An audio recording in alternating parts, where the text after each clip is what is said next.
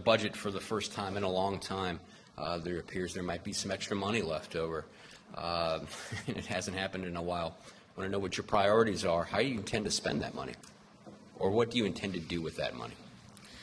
Well, first of all, one of the things we have to do is honest budgeting. I call it truth in budgeting. And the legislature's been playing this game every year. They play a game, a shell game, of moving money around. There was money that was supposed to be from the mortgage settlement, $100 million. They took $50 million of it and put it into the general fund. Why did they do that? Because they're worried about this tax cut that they're putting in a couple of years where we're going to be hurting for money. Now, there's no way to repeal that tax cut, but we have to stop these fund sweeps. They took money out of the state parks. Our state parks are going broke. I don't know if you read the story recently.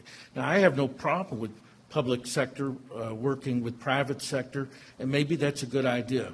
But they've put it in a situation because they've swept all that money away. They have $400 million and $450 million. We have to be careful with that. I think if we're very, first of all, we got to target education. That's where the money needs to go first. Secondly, they could have spent $7 million last year to put 31,000 kids on kids care. To me, $7 million is nothing when you had $400 million. Why didn't they do that? We have to start doing things that are really logical. Thirdly, and this relates to the budget, we need lobbyist reform and we need ethics reform for legislatures. No more tickets, no more other things that are buying votes. And this is the reason, like I'm running as a clean election candidate, because once they get the vote, they go down there and they're working for the Goldwater Institute. They have all these other priorities that they're working on. We do need to focus on the budget.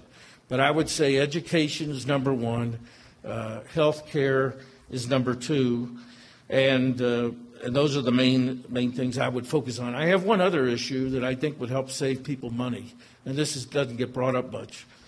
The state of Utah a couple of years ago offered, my time's out. I'll tell you about it later.